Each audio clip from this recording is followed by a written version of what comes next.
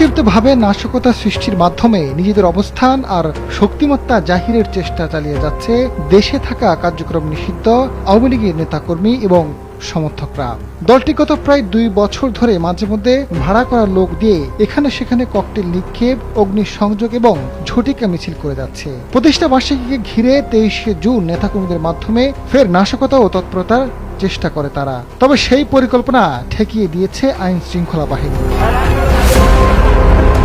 মঙ্গলবার রাজধানী সহ সারা দেশে দিনভর কঠোর অবস্থানে ছিল সেনাবাহিনী, বিজিবি, র্যাব, পুলিশ, আনসার সহ বিভিন্ন বাহিনীর সদস্যরা। নেতাকর্মীদের ঝটিকা মিছিল সহ সব ধরনের নাশকতা রুখে দিতে রাজধানীর গুরুত্বপূর্ণ সড়ক ও মোড়ে বসানো হয়েছিল চেকপোস্ট। এসব চেকপোস্টে সন্দেহভাজন ব্যক্তিদের তল্লাশি ও জিজ্ঞাসাবাদের আওতায় আনা হয়েছে। আইনশৃঙ্খলা বাহিনীর কঠোর অবস্থানের কার্যক্রম নিষিদ্ধ আওয়ামী লীগের নাশকতার পরিকল্পনা বেঁচতে গেছে বলে জানান ঢাকা মহানগর police DMP commissioner Mosleuddin Ahmed.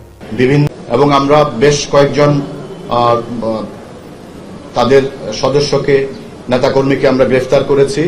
মিছিল এবং সমাবেশ বা জমায়েত হওয়ার মাধ্যমে তারা আসলে বাংলাদেশ সরকারকে একটা বিব্রতকর অবস্থায় ফেলতে চায়, আইন শৃঙ্খলার অবনতি ঘটাতে চায়।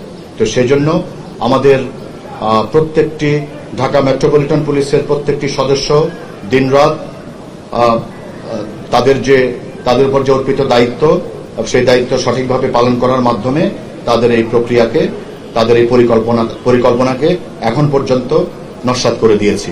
এদিকে ভারতে পালিয়ে যাওয়া আওয়ামী লীগের সভাপতি ও ক্ষমতাচ্যুত হাসিনা শীঘ্রই দেশে ফিরবেন, এমন বার্তা সামাজিক যোগাযোগ মাধ্যমে দিয়ে চলেছে দলটির নেতাকর্মীরা।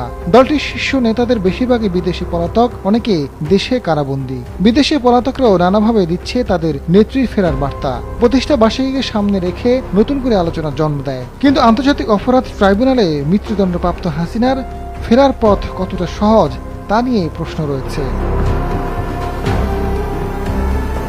আওয়ামী লীগের কর্মসূচি নিয়ে ডিএমপি কমিশনার জানান, রাজধানীর বিভিন্ন জায়গায় মিছিল, সমাবেশ বা জমায়েত হওয়ার পরিকল্পনা ছিল আওয়ামী লীগের নেতাকর্মীদের। বাইরে থেকে ঢাকা আসার পরিকল্পনা ছিল। সেই তথ্য আগাম পেয়ে পুলিশ সতর্ক অবস্থান নিয়েছে। মঙ্গলবার সন্ধ্যা পর্যন্ত ঢাকা সহ দেশের বিভিন্ন স্থানে অন্তত ৫৭ জনকে আটক বা গ্রেফতার করেছে আইন শৃঙ্খলা বাহিনী।